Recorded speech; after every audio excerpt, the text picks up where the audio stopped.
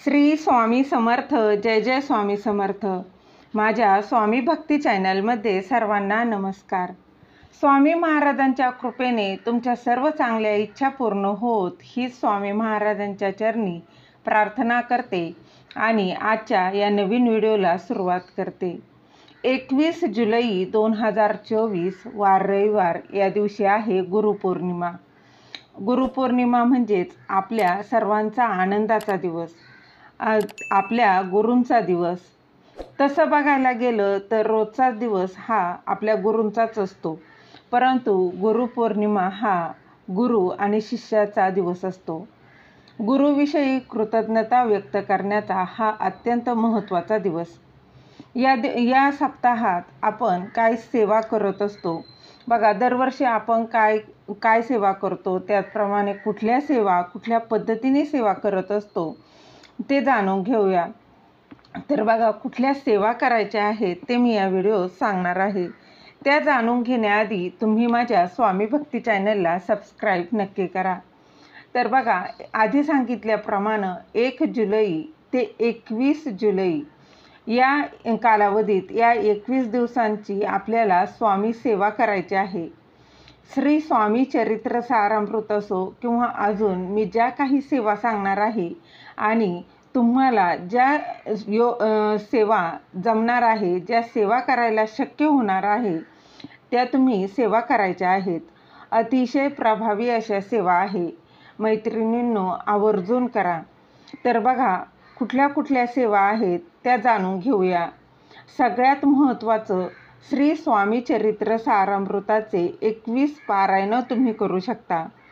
मी स्वतः वाचते ते. माझ्याकडं दिंडोरी प्रणीत श्री स्वामी चरित्र सारामृत हा ग्रंथ आहे. हा अगदी छोटा व सोपा असा ग्रंथ आहे. तर बघा, या ग्रंथाचे 21 पारायण आपल्याला करायचे आहेत. 21 पारायण म्हणजेच काय, तर बघा, दररोज आपल्याला 1 ते 21 अध्याय पठण करायचे आहे. एक पारायण म्हणजे त्याला एक पारायण म्हटलं जातं. अगदी छोटे असे हे अध्याय आहेत.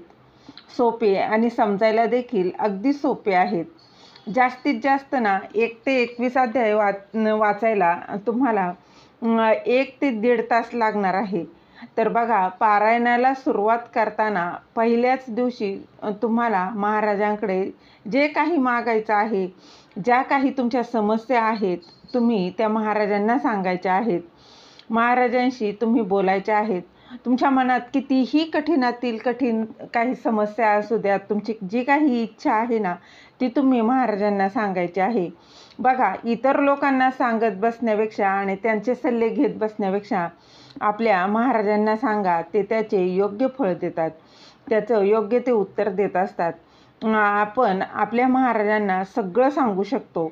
त्याचप्रमाणे महाराजांना आपल्या मनातील जे काही आहे ना ते सांगू शकता. त्यांना आधीच आपल्या मनातील सर्व काही माहीत असतं. तुमची तुमच्या जे काही संकट आहेत, ज्या काही समस्या असतील ना, ते तुम्ही महाराजांना अगदी निसंकोचपणे सांगू शकता. कुठलीच व्यक्ती अशी नाही की त्याला काहीच प्रॉब्लेम नाही. आपण सांसारिक माणसं आहोत, तर काही ना काही थोड्याफार का होईना समस्या ह्या प्रत्येकालाच असतात. तर बघा, आपल्याला श्री स्वामी चरित्र सारामृताचं पारायण करायचे आहेत. ज्यांच्याकडे अजूनही श्री स्वामी चरित्र सारामृत हा ग्रंथ नाही आहे, त्यांची सेवा करण्याची खूप इच्छा आहे. त्यांनी तुमच्या जवळपास जर केंद्र असेल ना, तर तिथून तुम्ही हा ग्रंथ घेऊ शकता आणि सेवेला सुरुवात करू शकता. तर बघा, आपल्या काही ना काही समस्यांवर आपल्या असतातच आणि या समस्यांवर आपल्याला आपल्या गुरूंची साथ मिळाली ना, तर जे नशिबात नाही ना ते देखील मिळतंच. तर पहिल्या दिवशी आपल्याला तुमच्या जवळपास जे केंद्र असेल किंवा मठ असेल किंवा दत्त महाराजांचं जर मंदिर असेल, तर तिथे जाऊन एक नारळ आणि थोडी खडी साखर ठेवायची आहे. त्यांना मनापासून विनंती करायची आहे, प्रार्थना करायची आहे की मी हे पारायण करत आहे, ते निर्विघ्नपणे पार पडू द्या, अशी विनंती महाराजांना तुम्ही करायची आहे. आता बघा, तुमच्या जवळपास केंद्र नसेल किंवा मठ नसेल किंवा मंदिर देखील नसेल, तर अगदी तुम्ही घरातील स्वामी महाराजांचा तुमच्याकडे फोटो असेल किंवा मूर्ती असेल, तर त्याच्यासमोरही तुम्ही नारळ आणि खडीसाखर ठेवू शकता आणि प्रार्थना करू शकता आणि नंतर ते तुम्ही दत्त महाराजांच्या मंदिरात जाऊन ठेवलं तरी देखील चालणार आहे. त्याचबरोबर संकल्पयुक्त सेवा करायची आहे. संकल्प कसा करावा याचा व्हिडिओ मी आपल्या आधीच चॅनलवर अपलोड केलेला आहे, तुम्ही तो देखील पाहू शकता. संकल्प करताना तुमचं नाव सांगायचं आहे, तुमचं गोत्र जे आहे ते सांगायचं आहे.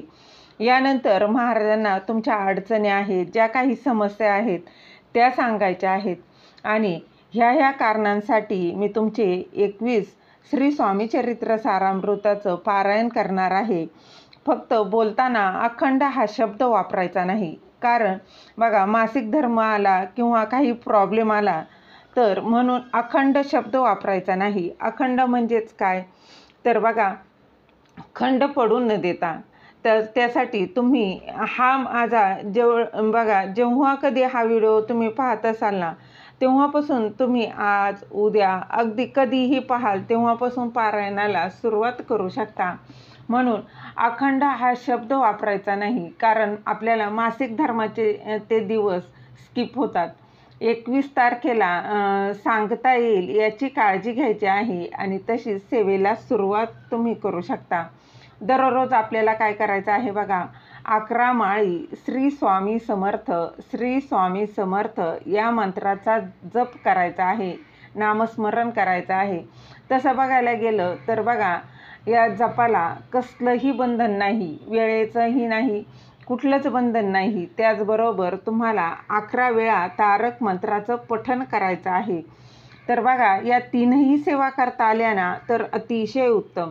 त्याचं फळ हे महाराज आपल्याला देतच असतात. आपल्या नशिबात नसलेलंही आपल्याला मिळून जातं. बघा, सेवा करणार आहात ना तर थोडे नियम आणि अटी ह्या असणारच. तर बघा, अगदी साधे आणि सोपे असे नियम आहेत, अटी आहेत. तर काय आहे, 21 दिवसांची सेवा करणार आहात ना तर सगळ्यात पहिली गोष्ट, आपल्याला पूर्णपणे मांसाहार हा तुम्हाला वर्ज्य करायचा आहे. मांसाहार पूर्णपणे वर्ज्य करायचा आहे. घरातील मांसाहार खातात त्यांना खाऊ द्या, तुम्ही खाऊ नका. तुम्हाला बनवून द्यायला लागतंय तर तुम्ही त्यांना बनवून देऊ शकता, परंतु तुम्ही सेवा करताय ना तर तुम्ही अजिबात मांसाहार करायचा नाही. त्याचबरोबर ब्रह्मचर्याचं पालन करण्याची गरज नाही. आता बघा, ज्यांना शक्य आहे त्यांनी ब्रह्मचर्याचं पालन त्यांनी केलं तरी चालणार आहे, परंतु असं काहीही बंधन नाही की तुम्ही ब्रह्मचर्याचं पालन केलं पाहिजे. अगदी साधे आणि सोपे असे हे नियम आहेत. तर बघा, खरं सांगते मैत्रिणींनो, स्वामी सेवा करायला पण भाग्य लागतं. ते करायला सगळ्यांच्याच नशिबात नसतं. आपण सर्व स्वामी सेवेकरी खूप भाग्यवान आहोत. आपण ही सेवा करत आहोत. स्वामी आपल्याकडून बघा ही सेवा करून घेत आहेत. आपलं घर सुखात आहे, आनंदात आहे, समाधानी आहे, भरभराटीचं आहे. अजून काय पाहिजे सांगा ना आयुष्यात. महाराजांचं गुरुपद आपण घेतलेलं आहे. आपण दरवर्षी गुरुपद घेत देखील आहोत. महाराजांच्या चरणावर आलेलो आहोत. स्वामींच्या या आपण पहिल्याच पायरीवर आहोत आणि या पहिल्याच पायरीवर किती सुख किती आनंद भेटला आयुष्यात. बघा, आयुष्य किती छान घडलं आहे. आपलं आयुष्यात काहीच कमी पडणार नाही. आयुष्याचं सोनं होणार आहे. महाराज सुख देत असतात, ते आपल्या मान्यावर असतं. कर्माची शिक्षा आहे, त्याला जो काही भोग आहे तो भोगावाच लागणार आहे. त्यातून काहीच सुटणार नाही. जो खऱ्या अर्थाने, मनाने, श्रद्धेने आणि विश्वासाने महाराजांची सेवा करतो ना, त्याला महाराज भरभरून देतात, म्हणजेच अगदी भरभरून देतात. तर बघा, तुम्हाला महाराजांकडं काहीच मागायची वेळ पडत नाही.